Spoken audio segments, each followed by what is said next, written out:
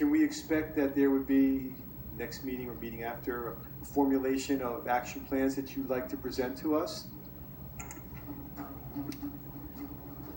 Actually, yes. We are in constant communication. In fact, just yesterday we had a conference call with the superintendents. We're not going to let this issue die out. I know there's, in the minds of some, an expectation that the more time passes, the noise will subside. That is not our plan.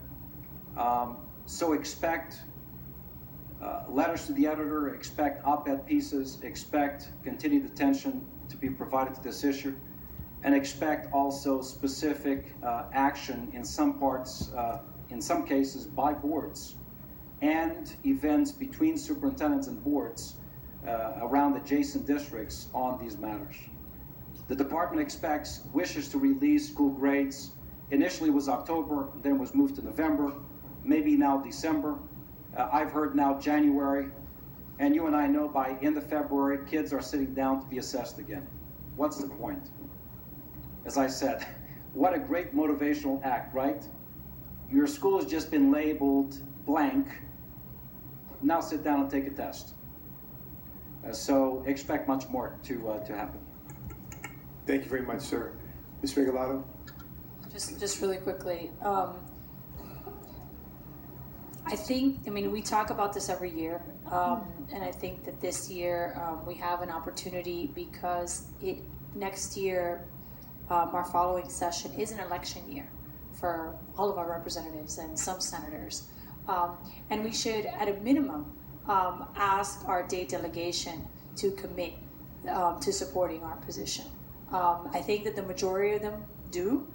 However, I remember when some of those members called us dropout factories. So I can only imagine what they'll say when they see the grades, because there are a few members of the Dade delegation whose understanding of our system is limited at best.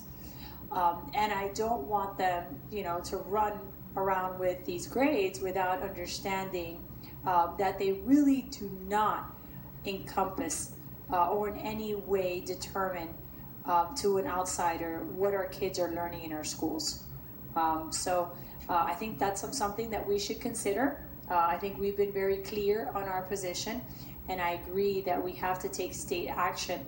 But my fear when we do these things is that then the very people that represent the areas that are impacted by these decisions go out and follow partisan politics. So I would love to lock them down as soon as possible so that we can be clear on exactly where they are on this, because it's hard enough for us to explain this situation to our parents and, as the superintendent said, to our students. But to explain it in Tallahassee when you have members of your own delegation speaking out of both sides of their mouth, I think it's important to do that the sooner the better, especially on election year. Thank you. Thank you, Ms. Regalado. Mr. Superintendent, I read somewhere that there's going to be a group of legislators here in our auditorium. Is that some time and place that would be appropriate for parents and teachers or whomever to come and speak, just throwing it out as I don't remember the date or people. Well, that's going to be an opportunity not only for our school system, but many other entities across the community to basically present their platform issues. In my opinion, that may not necessarily be the best stage to bring the community together. Okay. But certainly will be an opportunity for us to advance our own specific platform, legislative platform, which includes some of these issues. Yeah, but we will have plenty of opportunities to declare our concern. And look, some of these issues certainly can be addressed immediately.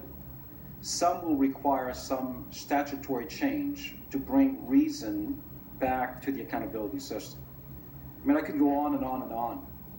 As I speak about learning gains, which again reflect 50% of a school grade designation, to know that even when they are reinstated, if statute does not change, learning gains will not be influenced by the growth of a child from 3rd grade to 4th grade, for example, but who remains, let's say, in level 4 or level 5, because the state does not consider that a learning gain.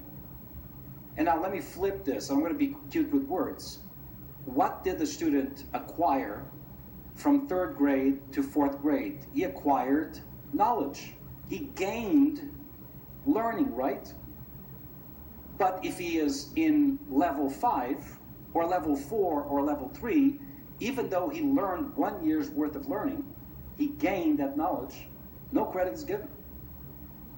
Now only credit for gains is given if students move from 3 to 4, 4 to 5, or 1 to 2, 2 to 3. How about that student who went from a low 3 to a high 3 across 2 years, from 3rd to 4th grade or 4th to 5th grade? It is just wrong. And members of the board, it impacts disproportionately districts like ours, with a very diverse population, with a high percentage of English language learners, with a high percentage of students with disabilities, with a high percentage of students who live in poverty. And I am not saying, because every time I say this, some individuals send me an email. I say, what are you saying, that poor kids can't learn? No, no, no, no, no. Wait a second. You know, I grew up poor, very poor. We can learn. But we do not show up at the school with the same level of readiness to learn. And opportunity gaps need to be first addressed prior to the learning. So unless these issues are addressed, how can the state move forward with the accountability system as is, and in fact saying to the world that everything is perfect? I mean, we must have been living in an alternate reality a few months ago, actually 8 months ago, when the test was administered. But I remember canceling testing in Miami-Dade because of a number of issues, all of them external to us, all of them specific to the state or AIR, the state's choice for assessment provider. Thank you, sir. And I'm sure you know that this school board stands behind you and supports this and our students unequivocally. Anyone, any comments? Mr. Logan? Sorry. Thank you, Mr. Chair. Mr. Schroeder. I'd just like to say thank you to the superintendent, and I stand behind you on this. To give a school a ranking or a grade based on data that is incomplete it's definitely not fair to the school or to the students that have to go through those tests and are burdened with the tests year after year after year. So I thank you for your work. I thank you for your drive for equity, and all the students appreciate it.